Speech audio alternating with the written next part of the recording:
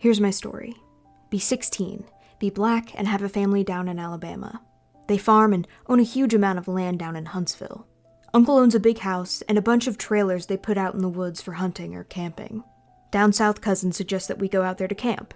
Know I'm a big city kid from Chicago, so they tease the fuck out of me. Collect food, kill a pig and some chickens, and bring necessities to camp out for a few days. We get to the camp and it's obvious something is weird. Air has this weird electric smell, like right before a storm, like ozone. We think nothing of it and unpack and go down to a little creek to swim for a few hours. All of a sudden, some older white guy and a white teenager come out of the bushes. He has a shotgun in the crook of his arm and says hello, and asks us what we're doing this far back in the woods. Tell him about my uncle, who he knows, and say we're camping out. He tells us we need to be real careful out here and to stick together because there was a big animal in the woods. His son, who is my age, asks if he can stay and hang out with us. He says okay. So we end up playing football. Dicking around with me, there's the white kid, Tanner, 5 of my cousins, and then 4 of their friends. In total, there were 5 girls and 6 boys. We were all around 15 to 17, and we ended up just digging the day away. Eventually, we head back to camp and pull out some stuff for a fire, even though the trailers both had kitchenettes. Tanner says that his family's property sits up against my uncle's. He wants to run home and ask his dad if he can come out camping with us. My cousin Rooster says he's going to go with him since it's going to get dark soon. One of the girls also wants to tag along. It's about 7 o'clock and it's getting pretty dark. They grab flashlights and take the trail toward Tan's property. The rest of us chill, we make s'mores, drink, kiss on the girls. About 30 or 40 minutes later, there's the smell of ozone again. You could notice it over the scent of the fire we had started. This really nasty, coppery smell, like right after you've had a nosebleed and it's stopped. It wasn't exactly like dried blood, but it was that metallic, back-of-your-throat smell. We immediately think that it's some kind of electrical malfunction, or someone left a hot plate on or some shit. We search the trailers and nothing's on, but we can smell it. All of a sudden, we can hear people booking it down the path towards us. Rooster, Tan, and the girl all come running into the clearing, out of breath. They don't even break stride, and they all run into the trailer, right by where the fire is. We all get the fuck out of there and into the trailers. They end up calming down. Even Rooster is crying his fucking eyes out at this point. All the while, the fire is guttering, lower and lower. So my cousins say fuck it, and are about to go outside to get the generator out of the shed between the trailers. Tanner goes, fuck no. Lock the front door, ain't nobody else going outside. He's crying too. His eyes are bloodshot and puffy, and his pants are dirty as shit. He goes on to tell us that they went up to his house. His father said sure, he could go camping, but to make sure that they were careful on the way back, and that maybe they should take one of the hunting rifles just in case. Evidently, Tanner had seen something in their yard a few days before. One of their pigs had been ripped up and half-eaten. They assumed it was just some big cats or coyotes, even though they don't usually fuck with the live animals. Tanner went upstairs, packed his stuff, and told his dad that they would be okay without the rifle, because coyotes avoid people. Then they started walking back toward where we were camping. Rooster finally stops crying and shaking. The girl already had, but was now just staring out the window with a dumb look on her face. He says they had gotten halfway into the woods towards the camp when they had started to hear shit in the forest. It was almost pitch black by this time, so they weren't sure at first what the fuck it was. The girl says that she heard something in the bushes right off the trail. They all beamed their flashlights over there, and there was someone standing in the woods in a little hollow. Rooster said that they shouted at him and told him he was scaring the fuck out of them and what a dick he was. He says that's when he realized the guy was facing away from them. They keep walking, and they start smelling the nasty coppery ozone smell. They say that they look off into the forest on the opposite side, and there's a dude standing there too, backward, slightly closer to the path. So now they start power walking, and Tan keeps going, I should have taken the fucking rifle. As they're telling the story, the smell is still super strong, even inside the cabin. They say that after they started walking faster, a kind of low gibbering had begun coming from both sides of the woods. As they booked it back to the trailer, the girl said she flashed her light out to the side of them and saw something jerking itself through the woods. The gibbering just got louder and louder. And when they could see the light from our campfire, something had come out of the woods about 40 yards behind them onto the track. Then they just flat out ran as hard as they could to the trailer. So we're out in the fucking woods, and we're assuming at this point it's some rednecks or some shit trying to fuck with us. All of a sudden, my other cousin Junior starts going on about how he went to school with a native kid that was telling him about the goatman or some shit. We promptly tell him to shut the fuck up because we don't need any spooky talk right now. But he just keeps going on about how it's the fucking goatman and how we're in the woods and blah blah blah. Now at the time, I had never heard of this goatman or any of that. But then a couple years ago, the year before I graduated from college, I had a Menem for a roommate and I ended up asking him about it. And to sum it up, it's basically a fucking man with the head of a goat, and he can shapeshift and get among groups of people to terrorize them. It's also supposed to be some kind of Wendigo. It's bad mojo even to talk about it, and even worse if you see it. Keep in mind, I didn't know this back when I was 16, so my cousin's going, the goatman is going to get in and fucking get us. The girls are all terrified, and my cousins and I are all fucking trying to figure out if it's just some hillbillies or an animal. All of a sudden, the smell just goes away. To this day, I haven't even experienced anything like it. Obviously, smells usually fade away or lessen, but it literally was just there 1 second and not the next. So it's after an hour, making it around 9 or 10. We've stopped shitting bricks enough to go back outside and stoke the fire again. We figure it's just some assholes trying to fuck with us, so we don't go back home because we think if we do, they'll chase us through the woods or some crazy shit. Nothing else weird happens that night. We stay another night, and for the main part of that night, nothing happens. But at about 1 in the morning, we're outside getting drunk and telling ghost stories. As someone is finishing some too spooky story, I don't remember what about, the smell comes back. It's so fucking strong that one of the girls literally starts vomiting. I stand up, and you can actually feel how clammy the air is. I say we should get inside, and that this isn't right. We should have just fucking left. We all go back inside, and we're standing around. My cousin keeps going on about how it's the goatman. My cousin Rooster tries to shut him the fuck up, and all the while, I'm just feeling that something is wrong, and I can't figure out what the fuck it is. We end up sitting in there for a while. The smell is just as strong, and we are terrified and all huddled in this camper. We end up cooking broths for everyone because nobody wants to go outside. It's one of those packs with 4 broths. We have a total of 3 packs. I grill them up on the stove and give everybody a hot dog, then get mine. After a while, one of my cousins gets up and goes over to the pot to get another one. He starts grumbling about how I got 2 broths and everybody else only got 1. And I look at him like he's fucking stupid. I tell him that everybody only got 1 because there were only 12 broths, and that if he wanted more, he should open up a new pack and cook some more. That's when the girl that had been out with Rooster and Tan just starts screaming. "Oh Jesus! Oh Lord! Get it out!" She's crying and shivering, and then it dawns on the cousin standing up. What the fuck is wrong? Me and him both glance around the room, and I feel my heart fucking sink. I run the fuck out of the cabin, and the girl runs out with us. The trailer door is banging against the side of the trailer as everybody books it out. One of my cousin's friends asks us what the fuck is wrong, and I start counting us. There's only 11 now. I shit you not. My cousin verified. There had been 12 people in the cabin, but being that everybody didn't really know each other well, nobody had noticed the whole fucking time that there was an extra person.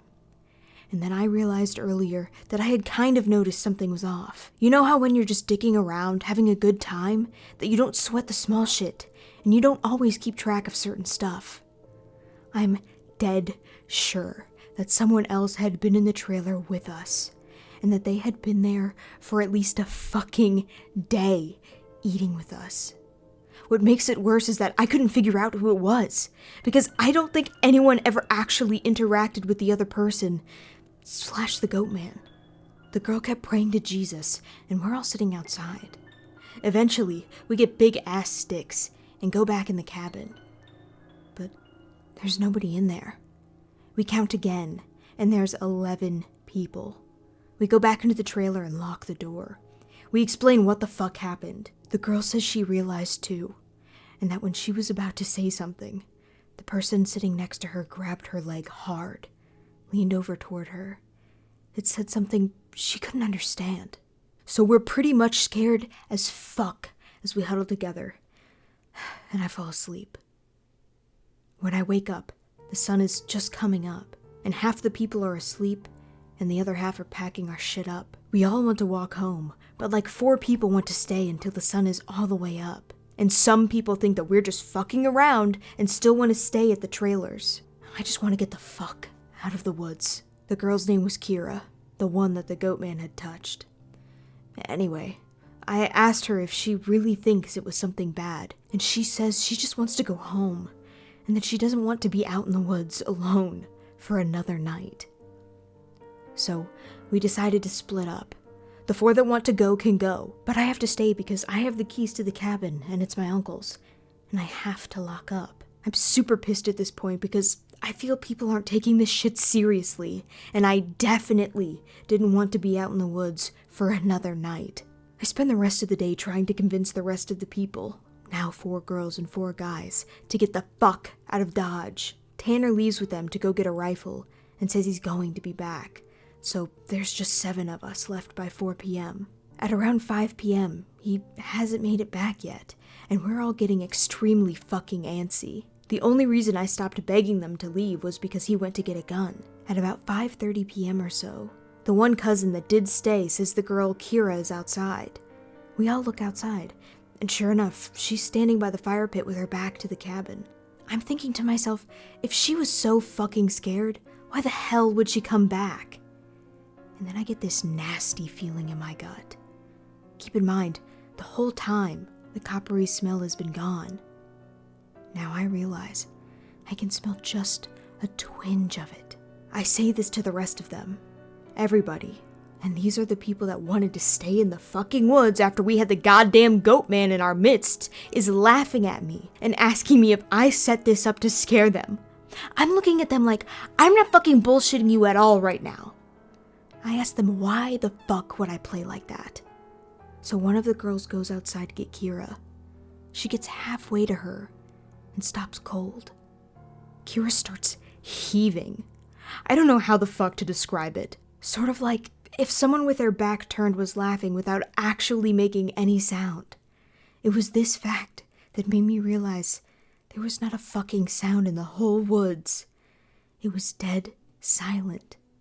This was like late September, so it was still fairly hot at the time, but super chilly some days too. And you could usually hear big-ass geese honking, or some kind of birds or squirrels chit-chatting. I step out the door and tell the girl to come back in the fucking trailer right goddamn now. She backs up into it, and we lock the fucking door. We pull down all the shades except one, and put a guy there in the chair to watch Kira. She stands there for another 20 minutes or so. Eventually, the guy turns to say that she's still there. And then there's a huge fucking bang on the door. We all jump the fuck up and scramble around the living room of the trailer. The banging is super fucking loud. My cousin is holding one of the girls, and the other 2 are kind of giggling with nervous laughter, and me and the other 2 guys are shitting bricks. Then we hear Tan. He's screaming. Let me the fuck in! Stop fucking playing! We go over to the door and open it, and he stumbles in with the rifle. There's nobody else outside. Evidently, he had walked up to the campsite. Nothing weird happened in the forest, but he had seen a girl. Mind you, he said it was not Kira standing there. When he had gotten to the edge of the clearing, she had turned toward him with a slack-jawed look and just stared him down, slowly tracking him as he walked around the outside of the clearing towards the camp. He said it wasn't till he was almost halfway to the trailer that he'd realized she was getting closer to him. She had started off by the fire. Without him even seeing her move, she had been turning, inching closer. He said he had just ran the rest of the way back to the cabin, thinking it would be open. When he got to the door and it was locked, he turned, and it was about half the distance to the door. He looks around the room and then gets super pale. He pulls me to the side and whispers in my ear, You know there are only 7 of us in here, right? I get that feeling where your stomach drops to your nuts. It had been back inside the trailer while we were sorting out who was going where. And then when we all went outside to talk earlier in the day, it just slipped right back in. We look out the window, and there is nobody there. So we recount, and then I go over and ask everyone how many people were here earlier. And everybody says 8. I say, well, how many are here now? They all do the count and realize there are now only 7 people in the cabin. Tan had brought back a couple of boxes of ammo and his rifle. He had told his dad that there was some kind of animal in the forest because he didn't think he would believe him if he said it was the goatman. He says that his cousin is supposed to be coming down in a few hours, and that in the morning we can all go back to his place and his cousin will drive us home. Now I'm really fucking terrified, but at least I feel better because we can be American and shoot the fuck out of whatever it is if it comes back.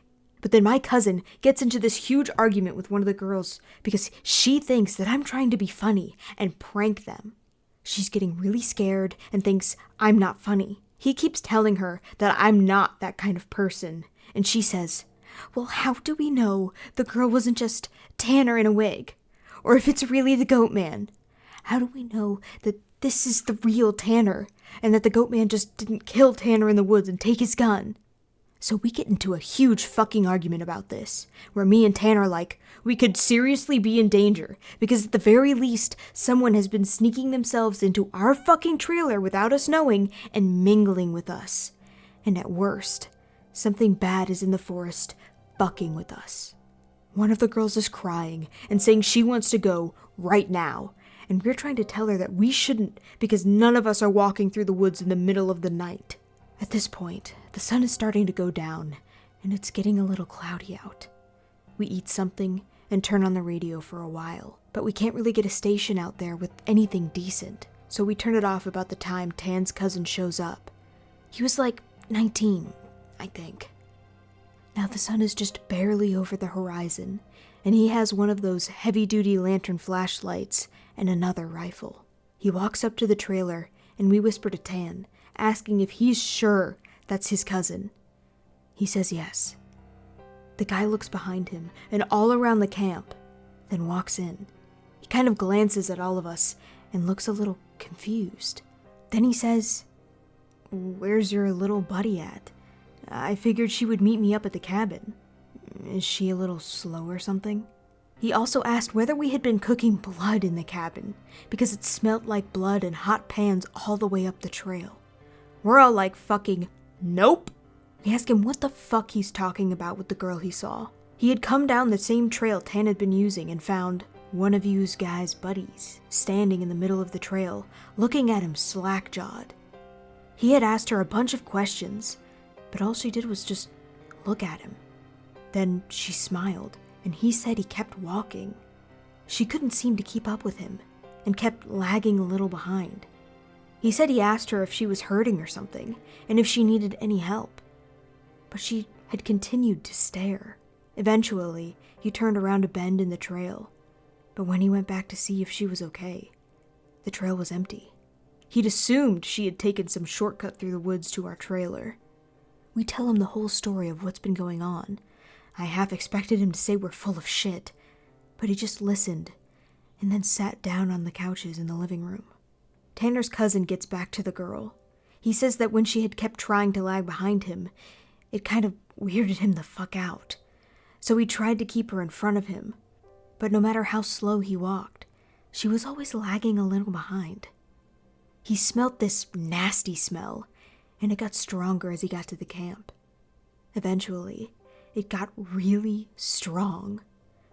She had said something really low that he didn't catch, and when he had turned around, she had been right the fuck up on him. He stepped back from her. It was at this point that he asked her if she was okay. If she wasn't, he offered to carry her back the rest of the way. She just kept staring.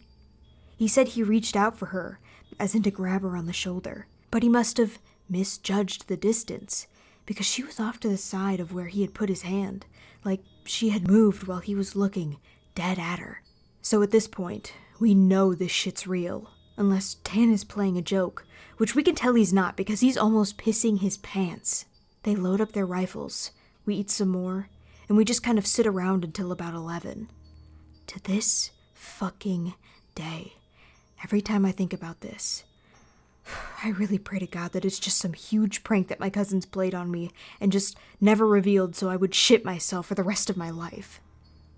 At around 11, the stink of copper turned into an actual gross blood-like smell, like cooked blood and singed hair.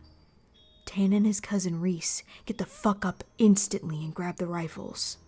There's like a half knocking, half clawing at the door, and I shit you not, there's this voice. It says in this halting, weirdly toned voice, "Let me the fuck in. Stop fucking playing." It made my fucking nuts creep up against my body, and one of the girls just starts crying and calling for Jesus. It was so fucking obviously not a person talking. It didn't have the right cadence. That's some shit that I never realized until that moment. But all people have a certain cadence when they talk, no matter what language. All people have a certain kind of rhythm when talking. This shit didn't have any kind of cadence or rhythm. So now, I'm in full-on terror mode. We keep yelling outside, "Who is it? Stop fucking around, man."